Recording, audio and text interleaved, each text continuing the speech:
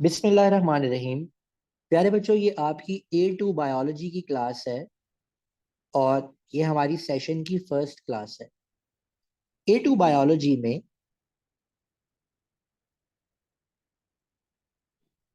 आपको कुछ चैप्टर्स पढ़ने होते हैं। ऑलमोस्ट 8 चैप्टर्स हैं, 8 चैप्टर्स, जिनसे आपको, अगर आपने AS नहीं दिया हुआ, तो आपको 2 पेपर्स अटेम्प्ट करने होते हैं। एक पेपर P4 कहलाता है, जो कि 100 मार्क्स का होता है, और एक पेपर P5 है, जो कि 30 मार्क्स का होता है। P5 planning, analysis and experimental designing का पेपर है। इसमें आपको all the way experiments design करने होते हैं। और P4 सीधा सीधा थ्योरी का पेपर है। ये जो 8 चैप्टर्स आप लोग पढ़ने वाले हैं, जिनके अंदर इंक्लूड करेगा नंबर 1 रेस्पिरेशन, फोटोसिंथेसिस,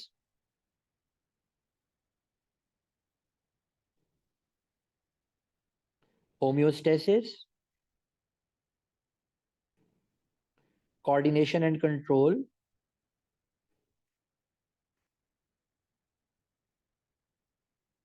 देन इसके अंदर हमारे पास इनहेरिटेड चेंज,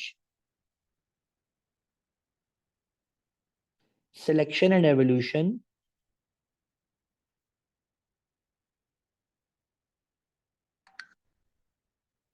1 2 3 4 5 6 7। इसके अंदर हमारे पास बायोडाइवर्सिटी, और उसके बाद 8वां चैप्टर है जेनेटिक टेक्नोलॉजी।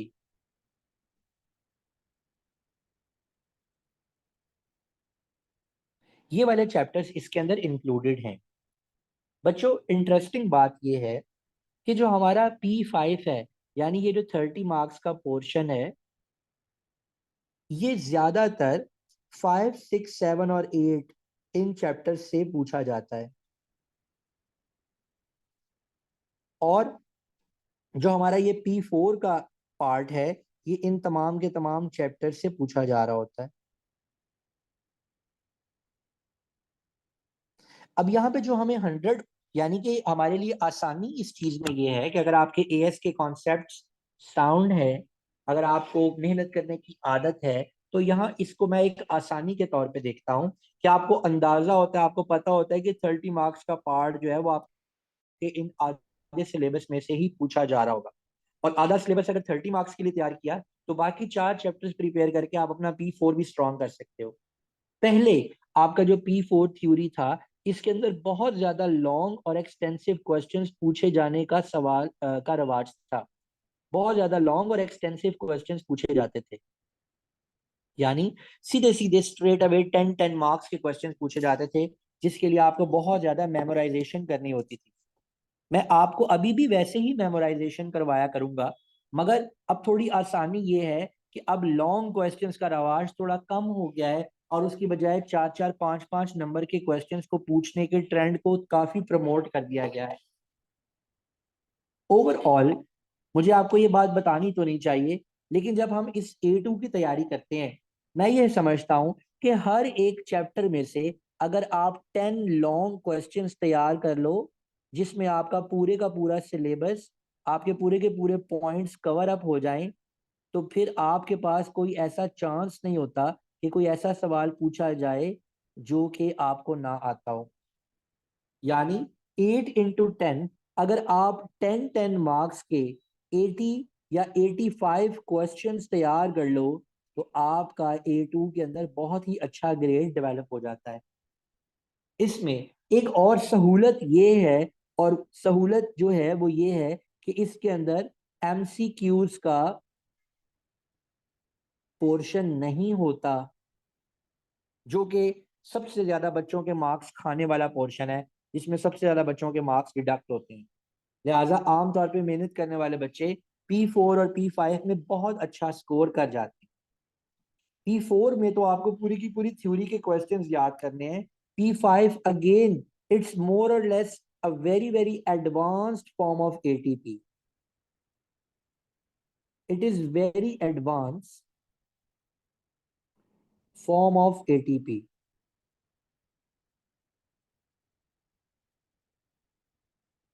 जिसके अंदर आपको खुद एक्सपेरिमेंट डिजाइन करना होता है, और आपको इसके अंदर कुछ आधा पार्ट जो है उसमें बायोस्टेटिस्टिक्स का पार्ट आ जाता है,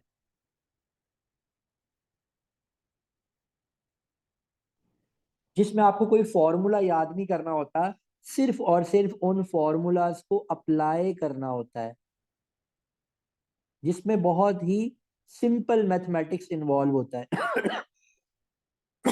तो ओवरऑल ये भी एक आसान पार्ट है, जो कि मुझे ओवरऑल पूरी की पूरी O levels A levels biology में मुझे ये चीजें आसान लगती हैं। तो मैंने सोचा पहले मैं आपको एक जनरल इंट्रोडक्शन दे दूं, आपको ये समझा दूं कि आपको करना क्या होगा।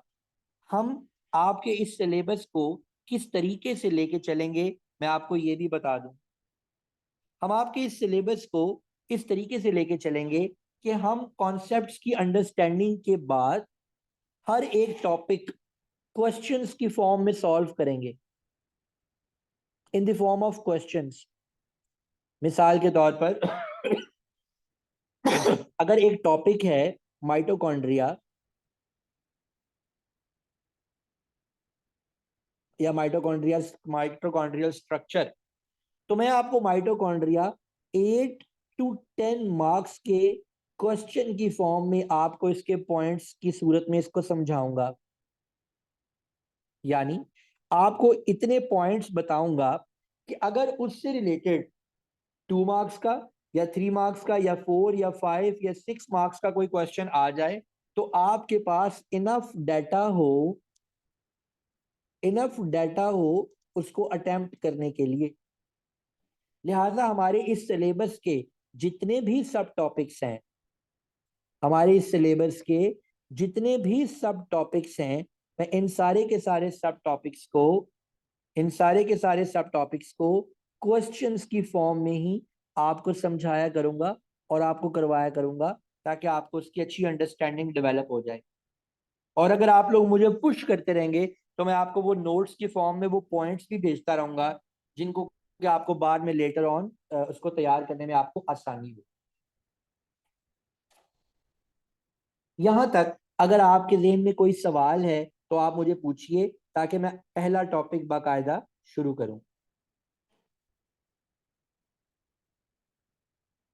मैं चाहूंगा कि मैं नाम लेके आप हर एक से बात करूं। अब्दुल मोइज हसन, आप मुझे सुन सकते हो? यस सर, अस्सलाम वालेकुम। वालेकुम अस्सलाम। मोइज, आप अपने एएस के पेपर दे दिए? नहीं सर, देनी A2 के साथ। अच्छा, आपने कॉम्पोजिट अटेम्प्ट करनी है। जी। अभी आप मेरी एएस की क्लास में भी मौजूद थे? नहीं सर, मैंने अभी ज्वाइन किया। आपने अभी ज्वाइन किया, ओके। अब ये कौन है connecting to audio?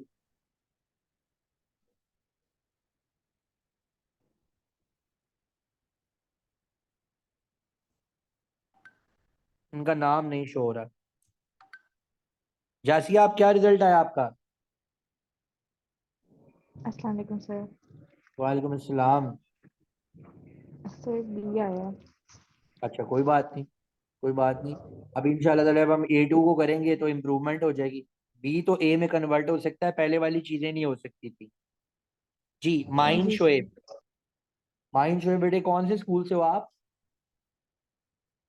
Sir city school. ओह, क्या हाल है?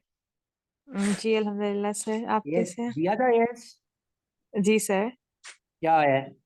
सर बी आया था। कोई बात नहीं, कोई बात। ए में कन्वर्ट हो जाएगा। Soha Nadeem, how are you बेटा? आपकी तो मुझे गुड न्यूज मिल गई, आपका एएस में ए आया है। नहीं। शाबाश। जी पहले तो 6 6 मैसेज करती थी, सर कब आएंगे कब आएंगे। ये नहीं बता रही कि मिठाई कब खाने आए। सर, आप आ जाएं। अच्छा, बिस्मिल्लाह, ओके बेटे। अच्छा प्यारे बच्चों, अभी हम पहला टॉपिक बाकायदा स्टार्ट करते हैं। मैंने ये फैसला किया है कि हम A2 का सिलेबस जेनेटिक टेक्नोलॉजी से शुरू करेंगे। ये मैंने क्यों किया है, ये आपको बहुत जल्द पता चल जाएगा। हम पहला जो चैप्टर पढ़ने वाले हैं, इस चैप्टर का नंबर हमारे मेन्यू में चैप्टर नंबर 19 है, और इसका नाम है genetic technology.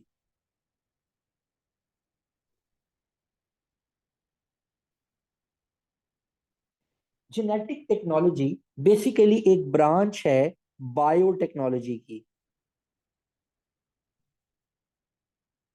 Genetic technology is a branch of biotechnology, जिसके अंदर हम ये पढ़ते हैं कि हम किस तरह से मुख्तलिफ जीन्स को मैनिपुलेट कर सकते हैं। यानी ये बेसिकली एक हमारे लिए पॉजिटिव मैनिपुलेशन है, जिसके अंदर हम ऐसे टूल्स को अंडरस्टैंड करते हैं, ऐसे टूल्स को डेवलप करते हैं और उनके यूज को अंडरस्टैंड करते हैं, जिनसे हम मुख्तलिफ जीन्स को एक्सप्लॉइट कर सकें, मैनिपुलेट कर सकें। जीन मैनिपुलेशन है क्या? जीन मैनिपुलेशन ये है कि आप एक डीएनए के पार्ट को, आप एक डीएनए के पोर्शन को एक जगह से, किसी एक ऑर्गेनिज्म से निकालो और दूसरे ऑर्गेनिज्म के अंदर इंट्रोड्यूस करवा दो और उससे अपनी मर्जी के प्रोडक्ट्स प्रोड्यूस करवाने लगो, अपनी मर्जी के डिजायर्ड प्रोडक्ट्स प्रोड्यूस करवाने लगो। This is the core overview of, या this is the core introduction of genetic technology और जीन टेक्नोलॉजी और जीन क्लोनिंग और जीन बायोटेक्नोलॉजी। हम लोग जेनेटिक टेक्नोलॉजी में टेक्निकली, अगर मैं आपको एक सादा जुमले में बताऊं, तो हम ये पढ़ेंगे कि कैसे जेनेटिक मॉडिफिकेशंस की जा सकती हैं। यानी हम कैसे जीएमओज बना सकते हैं, यानी जेनेटिकली मॉडिफाइड ऑर्गेनिजम्स।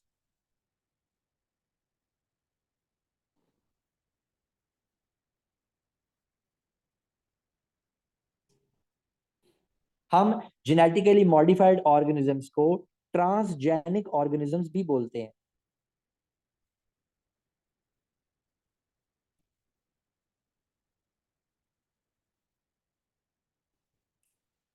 ट्रांसजेनिक का क्या मतलब होता है? ट्रांस का मतलब होता है कोई ऐसी चीज जो कि मौजूदा से रिलेट नहीं कर रही है, कोई फॉरेन चीज। तो जब हम कोई फॉरेन जीन किसी और ऑर्गेनिज्म में इंट्रोड्यूस करवाते हैं, तो हम उसको बोलते हैं this is a transgene. और ऐसा ऑर्गेनिज्म जो ट्रांस जीन कैरी कर रहा होता है, उसको हम ट्रांसजेनिक ऑर्गेनिज्म बोलते हैं।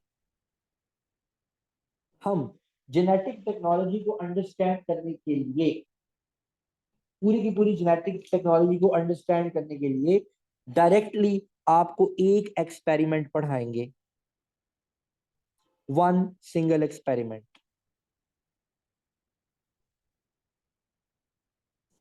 और इस सिंगल एक्सपेरिमेंट से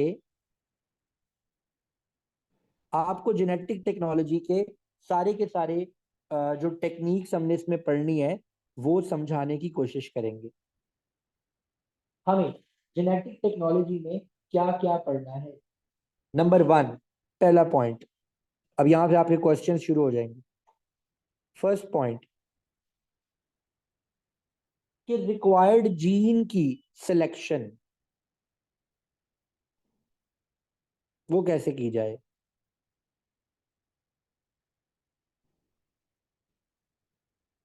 selection of required gene. Number two, उस जीन की आइसोलेशन कैसे की जाए। Isolation of selected gene. Number three, उसका नंबर कैसे इनहांस किया जाए, इसको हम बोलेंगे amplification. Amplification of selected gene, यानी उसका नंबर कैसे बढ़ाएं। इसके लिए हम टेक्निक यूज करेंगे पीसीआर। उसके बाद जीन की विजुअलाइजेशन कैसे की जाए।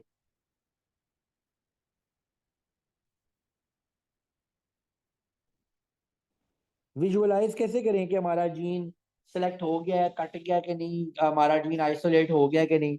उसके लिए हम एक टेक्निक यूज करेंगे, आपको बहुत डिटेल में पढ़ाएंगे, जिसको हम बोलते हैं जेल इलेक्ट्रोफोरेसिस।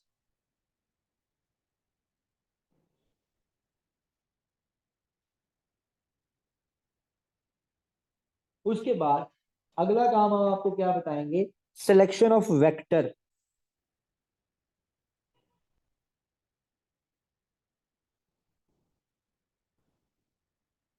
कि किस चीज में, यानी आमतौर पे हम प्लास्मिड्स को वेक्टर के तौर पे यूज करते हैं, कि किस चीज में इसको हमने इंसर्ट करना है, इसको हमने डालना है। उसके बाद जो हमारे पास ट्रांसजेनिक सेल्स आ गए, introduction of vector into organisms.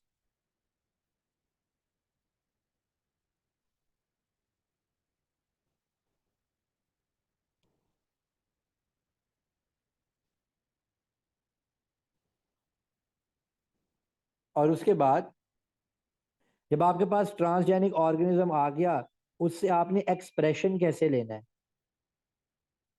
Expression of the transgene in an organism, in a GMO, genetically modified organism के अंदर आपने उसका एक्सप्रेशन कैसे लेना है, आपने उस चीज को एक्सप्रेस कैसे करवाना है, उसका फायदा कैसे हासिल करना है।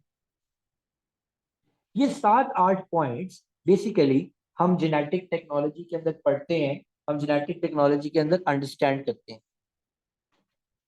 अभी आज जो पहला पार्ट हम पढ़ने वाले हैं, जो पहला पार्ट हम डिस्कस करने वाले हैं, वो है जो मैंने आपको बताया कि isolation of the selected gene. ये कैसे किया जाता है, अभी हम ये डिस्कस करेंगे। जैसे मैंने यहां पर पीसीआर लिखा, जैसे मैंने यहां पर जेल इलेक्ट्रोफोरेसिस लिखा, ठीक है, इसी तरह मुझे यहां लिखना चाहिए था रिस्ट्रिक्शन एंजाइम्स।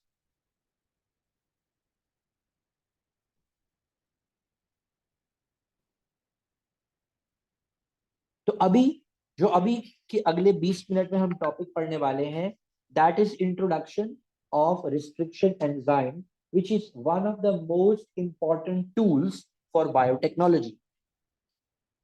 तो अभी हम आइसोलेशन ऑफ सिलेक्टेड जीन की बात करते हैं, रिस्ट्रिक्शन एंजाइम्स पे बात करते हैं।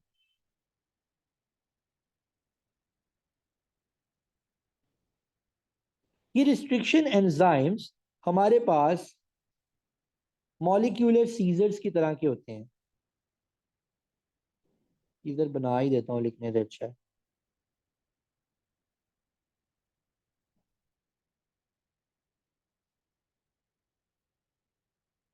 मॉलिक्यूलर सीजर्स होती हैं, इनका जरा नाम पे गौर कीजिएगा। इनका नाम है restriction एंडोन्यूक्लिएजेस।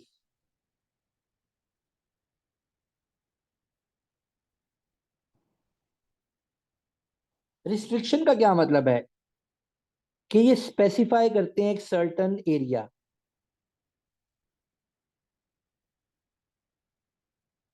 Specification of certain area. Endo का क्या मतलब है, दे कट फ्रॉम विद इन, अंदर वाली साइड पे आगे कट करते हैं चीजों को। और न्यूक्लियेसिस का क्या मतलब है, दे कट डीएनए और आरएनए। न्यूक्लियेसिस क्या है, न्यूक्लिक एसिड्स हैं, और ये न्यूक्लिक एसिड्स कौन से होते हैं, डीएनए होते हैं और आरएनए। मैं आपको बहुत ही सिंपल तरीके से बताता हूं। अगर हमारे पास जीनोम पड़ा हुआ है,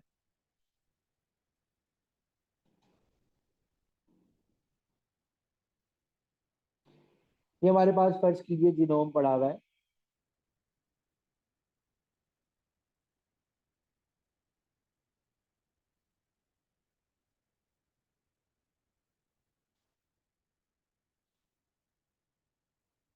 रिस्ट्रिक्शन एंजाइम क्या करेगा, ये मैं रेड कलर से रिस्ट्रिक्शन एंजाइम बना देता हूँ।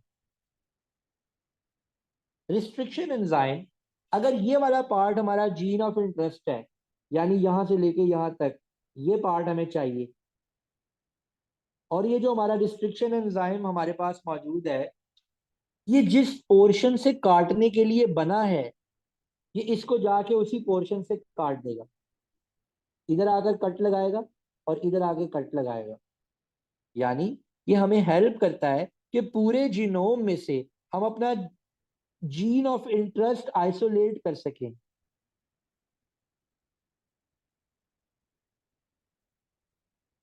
ये हमारा जीन ऑफ इंटरेस्ट था। फॉर एग्जाम्पल, मिसाल के तौर पे ये इंसुलिन प्रोडक्शन करता था, मिसाल के तौर पे कोई भी काम करता था। ठीक है जी। हमारा ये रिस्ट्रिक्शन एंजाइम, फर्ज करो ये हमने एक रिस्ट्रिक्शन एंजाइम यूज किया, हमें पता है किस सीक्वेंस से काटता है।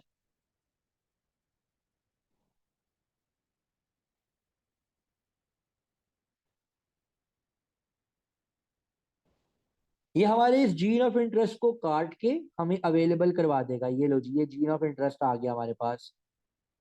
अब हम इस जीन ऑफ इंटरेस्ट के साथ कुछ भी कर सकते हैं, हम इसको यूज कर सकते हैं जैसे हम चाहें। तो बड़ी इंटरेस्टिंग सी बात है, इसका बड़ा इंटरेस्टिंग रोल है जो ये प्ले करता है। आपको मेरी आवाज आ रही है ना बच्चों? Yes sir. ओके।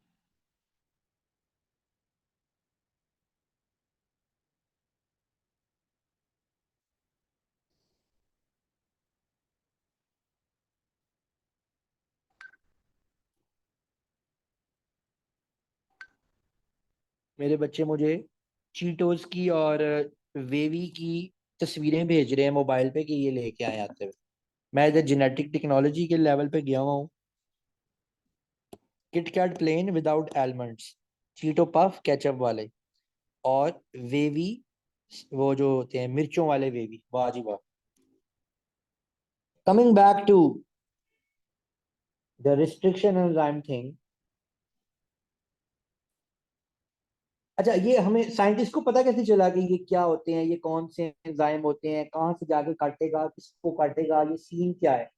एक्चुअली आपको पता है कि रिस्ट्रिक्शन एंजाइम्स, आपको पता है कि एक खास तरह का वायरस होता है जिसको हम बैक्टीरियोफेज वायरस बोलते हैं।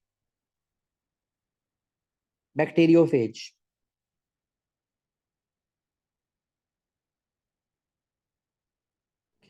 और तला यहाँ पे तो अपना नाम सही कर लो यार, तुम्हें हमसे तो नहीं ना खतरा जानी। यहाँ पे नाम तो अपना सही लिखो इधर। अब इनको बोलते हैं बैक्टीरियोफेज। ये बैक्टीरियोफेज क्या करते हैं? ये ऐसे वायरसेस होते हैं जो बैक्टीरिया पे अटैक करते हैं। अब देखो, ये मैं आपके सामने यहाँ पर एक बैक्टीरिया बनाता हूँ, आपको बताता हूँ कैसे अटैक करते हैं। ये बैक्टीरिया की बॉडी है, ये बैक्टीरिया का डीएनए है,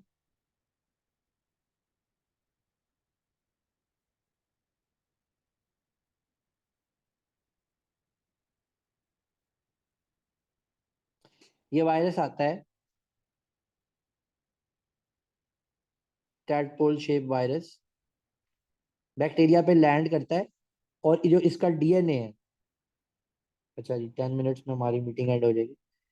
जो हमारा इसका जो डीएनए, ये क्या करता है, अपना डीएनए इंजेक्ट कर देता है बैक्टीरिया के डीएनए में। इसका डीएनए बैक्टीरियल डीएनए में जाकर अटैच हो जाता है। इसका डीएनए बैक्टीरियल डीएनए में जाके अटैच हो जाता है, और जब इसकी अपनी मशीनरी, इसके अपने रिस्ट्रिक्शन, वो सॉरी रिस्ट्रिक्शन कह रहा हूँ, पॉलीमरेज एंजाइम्स वगैरह यहाँ से मूव करते हैं, इस पूरे के पूरे डीएनए को रीड कर रहे होते हैं, तो वायरल पार्टिकल्स भी रीड होने लगते हैं। और एक टाइम ऐसा आता है कि यहाँ पर इतने ज्यादा वायरसेस हो जाते हैं, इतने ज्यादा वायरसेस हो जाते हैं, ये बर्स्ट करके बैक्टीरिया को ओपन करके यहाँ से निकलते हैं और नए बैक्टीरिया की तलाश में, और बैक्टीरिया किल हो जाता है, बैक्टीरिया मर जाता है। अब नेचर ने बैक्टीरिया को एज अ डिफेंस मैकेनिज्म,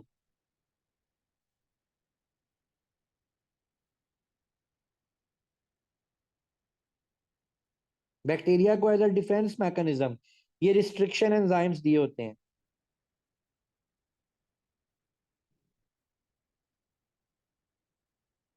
आपको पता है ना कि बैक्टीरिया स्पेसिफिक होते हैं, और सॉरी वायरस स्पेसिफिक होते हैं इन देयर एक्शन।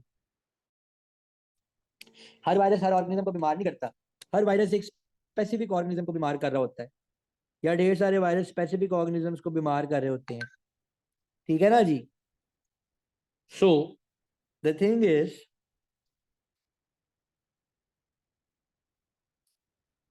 चूंकि अब आप अगला सवाल आप शायद ये मुझसे ना पूछते, या पूछते कि यार सर वो फिर बैक्टीरिया को कैसे पता चलता है कि कौन सा वायरस अटैक करेगा, तो बैक्टीरिया के पास कैसे ये रिस्ट्रिक्शन पता होता है बैक्टीरिया को, क्योंकि वायरस स्पेसिफिक होते हैं अपने एक्शन में।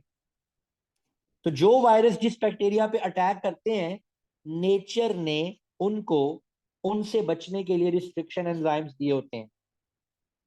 और ये करते क्या है, जैसे ही यहां पर बैक्टीरिया का डीएनए एंटर होता है, ये खास सीक्वेंस के ऊपर जाते हैं और उसको काट देते हैं, कि ऐसी की तैसी भेज देते हैं। लिहाजा जब वायरस का डीएनए कट जाता है, तो वो बैक्टीरिया के डीएनए के अंदर आकर अपने आप को इंटरकलेट नहीं कर पाता। वो बैक्टीरिया के डीएनए में आके अपने आप को एडजस्ट नहीं कर पाता, और बैक्टीरिया वायरस के एक्शन से बच जाता है। तो इसी चीज को साइंटिस्ट ने यूज किया, और यूज करके उन्होंने ढेरों ढेर ढेरों ढेर नए रिस्ट्रिक्शन एंजाइम्स बनाने शुरू कर दिए, जो डीएनए को कट कर सकते हैं। अब मैं आपको एक और मजे की बात बताता हूँ, ये कैसे कट करते हैं। ये आपके पास एक डीएनए का सीक्वेंस है,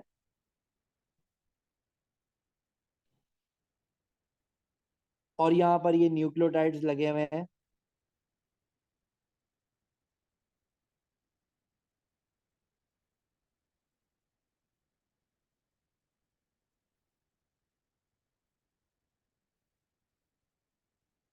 यहाँ पर ये न्यूक्लियोटाइड्स लगे हुए हैं। ये क्या करते हैं, रिस्ट्रिक्शन एंजाइम आएगा, इसके साथ अटैच होगा, और इसको स्टिकी एंड पे काट देगा। एक जगह पे यहां काटेगा, और एक जगह पे यहां काट देगा। यानी इसके काटने की सूरत में जो हमारे पास डीएनए का स्ट्रैंड आएगा वो ऐसे होगा, ये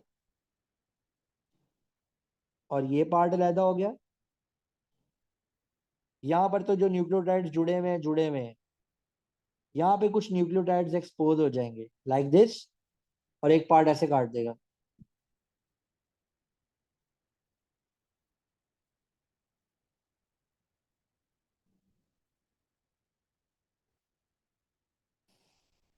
हम इसको बोलते हैं स्टिकी एंड्स बना दिए इसने विद द कॉम्प्लीमेंट्री बेसिस। यहां पर क्या बन गए, स्टिकी एंड्स।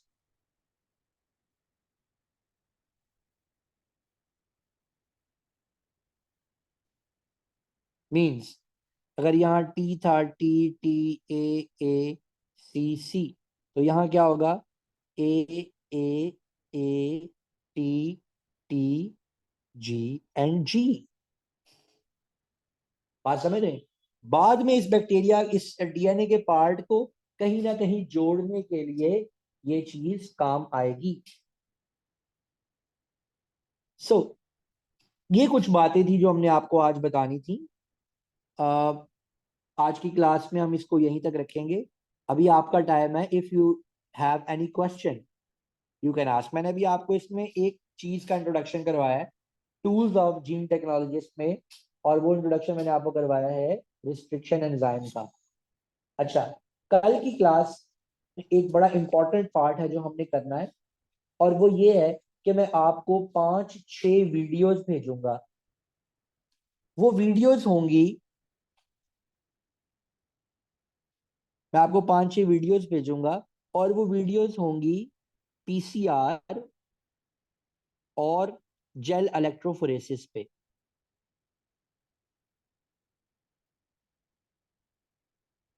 क्लास के टाइम पे आपको वो पूरी 40 मिनट की वीडियोस का कॉम्बिनेशन बना के मैं दूंगा। जब तक आप वो वीडियोस नहीं देखेंगे आपको जेनेटिक टेक्नोलॉजी समझ नहीं आ सकेगी। लिहाजा कल कल की क्लास के टाइम में 7:30 से लेकर 8:20 तक या उससे आगे तक मैं आपको जो वीडियोस के लिंक्स भेजूंगा, आपने बहुत ऑनेस्टली और बड़े रिलीजियसली बैठ के वो वीडियोस देखनी है। बिकॉज उससे अगले दिन जब मैं आपकी क्लास लूंगा परसों, अगर आपने वो वीडियोस ना देखी हुई तो आपको कुछ भी समझ नहीं आएगा, और अगर आपने वीडियोस देखी हुई तो आपको बहुत आसानी से चीजें समझ में आ जाएंगी। सो कल की क्लास हमारी इन वीडियोस के साथ होगी जो मैं आपको कल भेजूंगा बिफोर द क्लास, और फिर हम उसके बाद उससे अगले दिन इनको आपको टॉपिक वाइज जब एक्सप्लेन करेंगे तो आपको समझ आएगी। अभी आप कोई सवाल पूछना चाहते हैं तो पूछिए। कोई सवाल नहीं है तो you can leave the class.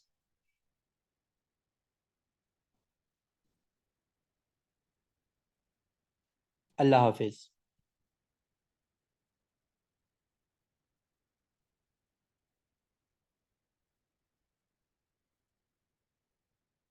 Ji Abdul Moiz Hasan, do you have any question बेटा?